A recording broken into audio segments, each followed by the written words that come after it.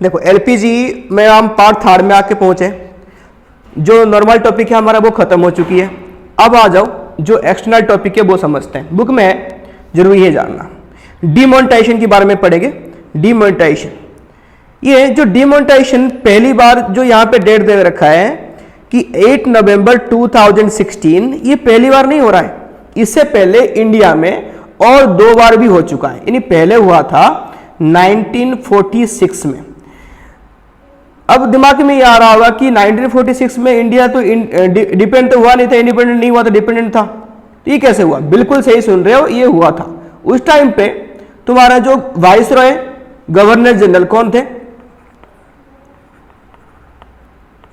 इसको आर्कीवेल्ड बोल दो, नहीं तो आर्चीवेल्ड बोल दो, तुम्हारे मर्जी। वेवेल, इनकी पूरा नाम था आर्कीवेल्ड वेवेल। इन्होंने क्या किया था? इन्होंने 500, 1000 एंड 10,000 रुपीज थी, इसको इन्होंने डिमोनेटाइजेशन कर दिया गया था। किस लिए किया था? वो उस टाइम पे हैदराबाद के निजाम थे, उनको पे, वो कहानी बड़ी लंबी होगी, वो अलग से किस दिन वीडियो बना के दिखाऊंगा। अब ये बस याद रखो कि ये 1946 में हुआ था, किसने किया था और कौन सी मनी था। डेट डाल दो 12 जून, 12 जून ये पहला हुआ था। सेकेंड लिखो, ये हुआ था 1978 में। उस टाइम पे हमारा पीएम थे मोरारजी देसाई।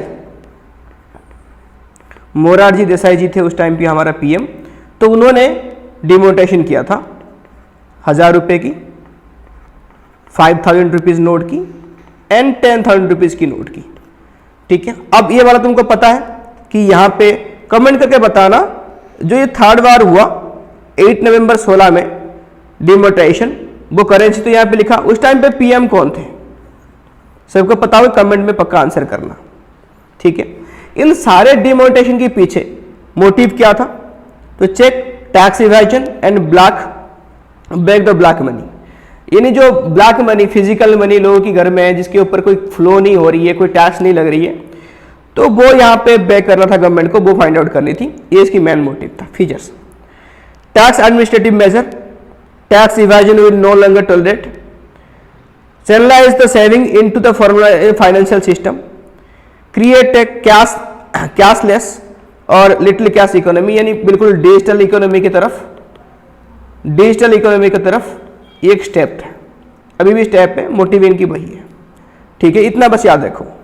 कब कब हुआ था डिमोनेटाइजेशन, मेन मोटिव क्या था, इसकी फीचर्स क्या था। ठीक है, next GST, goods and services tax. GST ये कब आया? गुड्स एंड सर्विसेज टैक्स ये पास हुआ इसकी एक्ट 29 मार्च में 17 में। दैट केम इनटू इफेक्ट 1 जुलाई 17। कौन सी स्कीम के तहत? वन नेशन वन टैक्स के तहत।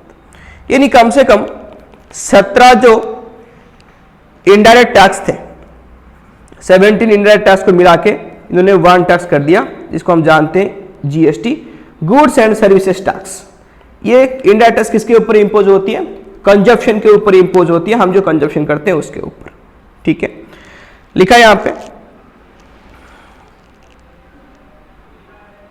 17 GST is the improve the cases, छोड़ो मिटिगेशन इवाजन, ये वही सेम लिखा है।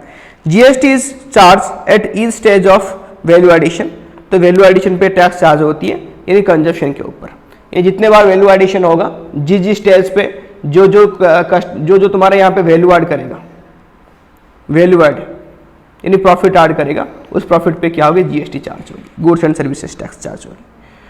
नेक्स्ट पे आ जाओ, टाइप्स ऑफ जीएसटी। कितने टाइप की जीएसटी होती है? CGST central goods and services tax, SGST state goods and services tax, IGST integrated. यानी ये कहां से आया?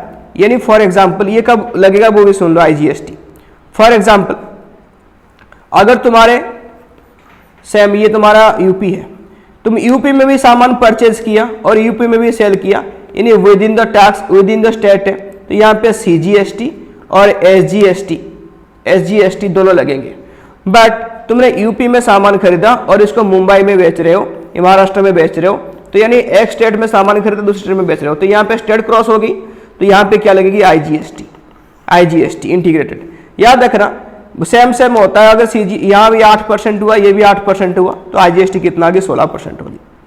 ठीक है, यूजीएसटी ये लगता है यूनियन टेरिटरी के ऊपर, यूटीएस के ऊपर लगता है यूजीएसटी। फिर अकाउंटिंग, ये तो तुम्हारे इको के हिसाब से हो गया।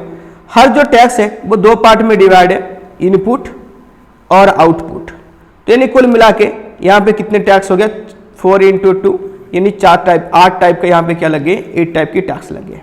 ठीक है, ध्यान देना इस चीज को, कमेंट करके पक्का बताना लास्ट टाइम जो डिमोनेटाइजेशन हुआ उस टाइम पे पीएम कौन थे। ठीक है रे, चलो बाय।